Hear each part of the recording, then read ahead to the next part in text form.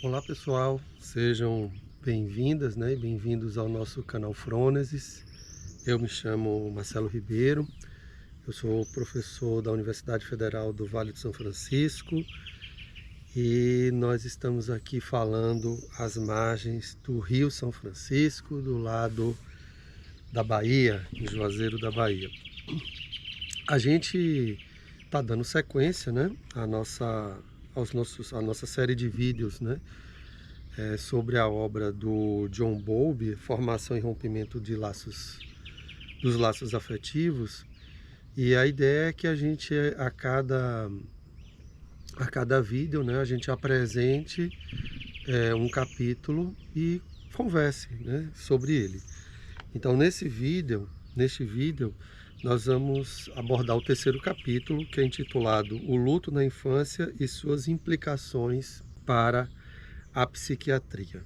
Como é algo assim bastante conhecido assim, na obra do Bowlby, né, uma das preocupações do Bowlby foi a questão da perda e a questão da separação, né, vincular, né, do ponto de vista dos vínculos sobretudo entre mães e filhos. Então isso foi algo que esteve bastante presente, né, inclusive é a preocupação central de sua obra. Então nesse capítulo o que o Bowlby ele vai explorar é justamente essa experiência de perda, né? Essa experiência de perda, essa experiência de ruptura, que é na verdade o luto, é a experiência de luto, e os desdobramentos, né, dessa experiência em situações que dizem respeito à psiquiatria, ou seja, que tem implicações do ponto de vista da saúde mental, né? No caso, então, aí dos filhos e das crianças, tá? É importante também a gente destacar que os capítulos desse livro, quase todos, né, dessa obra do Bowlby, que é a Formação e Rompimento dos Laços Afetivos, são capítulos que foram escritos a partir de conferências que o Bowlby foi dando, né, ao longo da sua vida, que ele era convidado, então conferências internacionais, etc., para a Associação de Psiquiatria, para a Sociedade de Psiquiatria dos Estados Unidos e outros países. Então, essas conferências, né, que deram sustentação aos escritos, elas foram proferidas, né, trabalhadas aí na década de 60. Então, tem bastante tempo, tá? Já temos aí o que? 40, 60 anos, né? 60 anos, mais ou menos. Entre 50 e 60 anos. Então, é bastante tempo. Então, o que a gente vai tentar fazer aqui, além, obviamente, de destacar alguns pontos desses capítulos, né? De fazer uma espécie de uma resenha comentada desses capítulos, é buscar também dialogar, né, com esses insights, né, e esses trabalhos do Bowlby, né, à luz da atualidade. Então, pensar, né, o que é que o Bowlby dizia naquela época e pensar como é que o que é que isso tem a ver, né, ou como isso dialoga com os acontecimentos de hoje em dia. Então, uma das coisas que o Bowlby vai colocar textualmente é que o agente, né, entre aspas, aqui, o agente patogênico, eu coloco entre aspas, né, que nos interessa é a perda da figura materna durante o período compreendido entre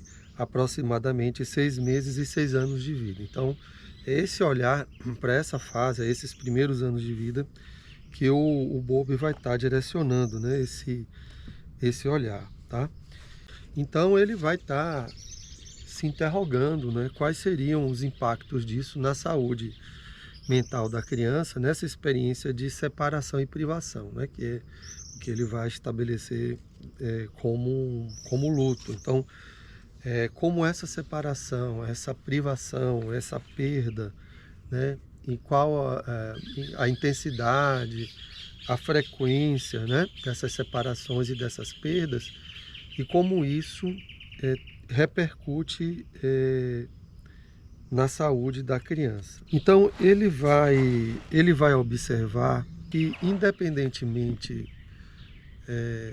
de uma repercussão, vamos dizer assim, mais crônica, né, na saúde mental da criança, ele vai observar que, corriqueiramente, né, as situações em que a mãe ela se ausenta, né, ela se afasta, ela viaja, né, ou por alguma situação ela não vai estar mais presente, mas que temporariamente, né, e eu estou falando situações mais comuns do cotidiano, independentemente disso produzir um efeito mais crônico na criança, em termos de saúde mental, de comportamento, o Bowlby observa que as crianças elas vão expressar, né, muitas vezes, que ele vai chamar de fases de protesto, né? Ela vai fazer uma birra, ela vai chorar, ela vai gritar, ela vai chamar por mamãe ou papai ou a sua figura de vínculo, né? Ela também, ela vai entrar também, a depender da situação, numa fase mais de desespero. Então essa agonia, essa angústia dela vai se acentuar, e ela também ela vai entrar numa fase de alheamento, né, de estopor, de uma fase de desligamento. Então essas fases, né, que seriam as fases em que a criança não de uma forma linear, né, não de uma forma tão medida, exata em cada uma dessas fases, mas ela atravessaria essas fases, né, de uma certa rebeldia, revolta, para um momento de mais intensidade, desespero, e um momento que o Bowlby vai chamar de desligamento. Ela vai ficar alheia, né? Então é isso que o Bowlby vai chamar de experiência de luto. O Bowlby também ele observa, né, que essa experiência do luto também vai variar muito o modo como as pessoas, né, também vão lidar, né, com essas expressões da criança, né? Então, por exemplo, no momento da rebeldia, né, que é o momento, vamos assim, da raiva, onde a criança ela está expressando, né? Então, como é que a gente dá continência a isso, né? Como é que a gente lida com isso? Então, essa forma, né, também das pessoas, né, que estão ali ao redor da criança, das pessoas lidarem, né, com essa experiência de luto, é também algo que tem um impacto na forma como as crianças vão, vamos dizer assim, elaborar, vão processar toda essa experiência. É interessante, né, que o Bowlby ele faz uma espécie de uma fenomenologia aí, né, dessas experiências, né, como se ele, entre aspas, adentrasse nesse universo infantil, onde a criança estaria vivendo, né, todas essas expressões, né? Então eu percebo aí um olhar muito sensível do Bowlby, né? Então é como se ele conseguisse, né, captar mesmo a partir da criança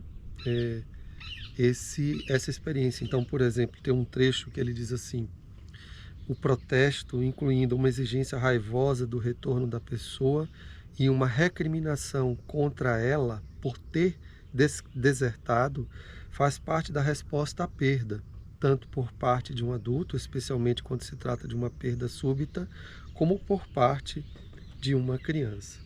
Então, retomando, né, a essa ideia de como é importante o modo como as pessoas vão lidar, né, apoiando, sabendo dosar, né, as expressões das crianças, né, nessas situações que muitas vezes são situações do cotidiano, não necessariamente situações extremas, né, como a morte de um genitor propriamente dita, ou uma ruptura permanente, né, uma separação, né, mais permanente, mas a saída por uma viagem, né, uma coisa desse tipo. Então, isso é um fator muito importante, né? Que inclusive o Bober, ele vai colocar aí aqui mais uma vez, eu vou trazer uma parte mais textual, que ele diz o seguinte: o luto patológico, e aí aquele luto, ou seja, aquela experiência e as expressões, né, contidas nisso, que tem uma carga muito mais crônica, né, e aguda, quer dizer, em termos de intensidade, né? Crônica no sentido de uma duração e uma intensidade, e que isso começa a afetar vários aspectos da vida do sujeito, no caso aqui da criança. Então, o luto patológico é a incapacidade para expressar abertamente esses impulsos para reaver e recriminar a pessoa perdida, com toda a saudade do desertor e toda a raiva contra ele que esses impulsos implicam, né? E obviamente isso tem muito a ver no modo, né, como as pessoas que vão dar esse apoio, dosar, né, esse apoio.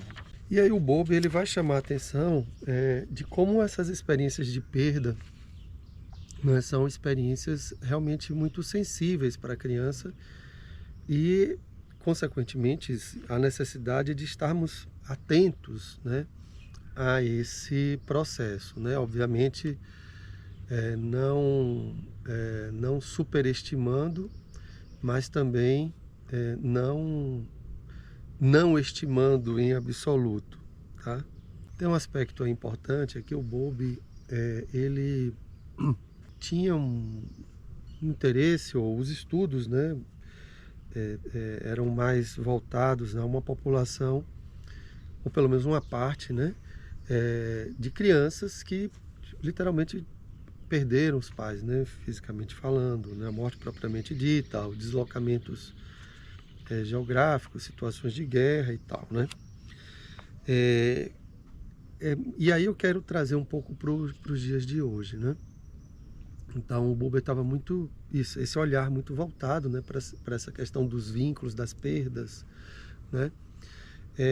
E o Bowlby sempre, e isso facilmente você identifica, né, nos escritos dele, é um cuidado muito grande, né, de sempre colocar seus estudos como algo em curso, né, nunca de uma forma acabada. Então, você veja que na década de 60, mais ou menos, 61 foi quando ele deu essa conferência, e nele finaliza esse capítulo apontando, né, para estudos também que trabalhem essas questões das relações parentais, que hoje é uma temática bastante atual, bastante estudada, né, as atitudes, as relações, né, parentais, né.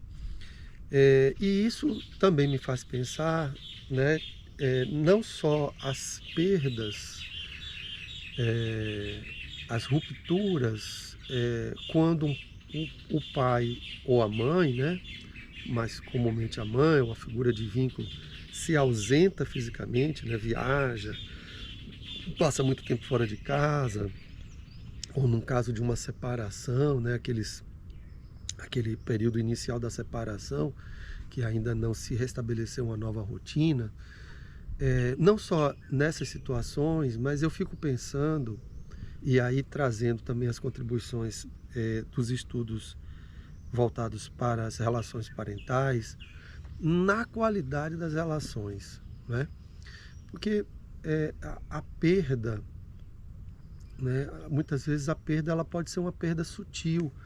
Então, a gente pode estar convivendo fisicamente, né, ter uma pessoa ao lado da gente, mas ao mesmo tempo não está, né? Não está com a gente. Então, ela está ali, mas a gente sente um vazio, ou a gente sente uma falta, né? A gente tem uma carência, né? Então, eu fico pensando, por exemplo, no modo como nós vivemos hoje, né? O modo como as dinâmicas familiares elas se dão. Então a gente tem um apelo muito grande, né, para a questão eh eh eh de uma certa atividade laboral, né, uma prioridade, né, para esse mundo do mercado, né, e toda a lógica do mercado, e toda a lógica capital que nos entranha, a questão do modo como a gente se relaciona, né, com as novas tecnologias digitais, e aí especificamente as redes sociais digitais, os dispositivos digitais. Então, onde, por exemplo, a gente pode até estar dentro de casa, mas a gente não estabelece uma relação propriamente dita, né? Como se as pessoas estão dentro de casa, mas cada um está no seu mundo. E eu fico pensando na qualidade dessas relações mais parentais mesmo, entendeu? Entre pais e filhos, né? E vice-versa também, dos filhos em relação aos pais. E daí eu, né, claro, é uma coisa que eu estou refletindo aqui, níveis de perdas também, níveis de lutos nesses padrões de relação. Então, nesses casos, não existiriam uma perda propriamente dita, uma ruptura no sentido de um pai sair, viajar, uma mãe morrer, alguma coisa nesse sentido, mas aquele cotidiano silencioso, onde as pessoas elas estão ali dentro de casa, saem para trabalhar, voltam, a criança vai para a escola, volta, né, tá ali, né? Mas ao mesmo tempo há uma espécie de um abandono, né? Onde um autoabandono e um abandono uns dos outros, né?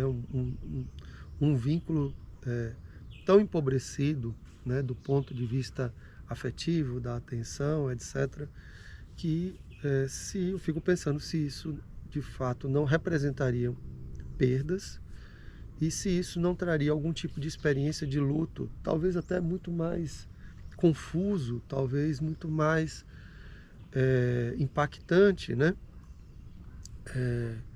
Porque você tem uma situação que ela não é tão explícita, né? Então o outro está ali, mas o outro não está.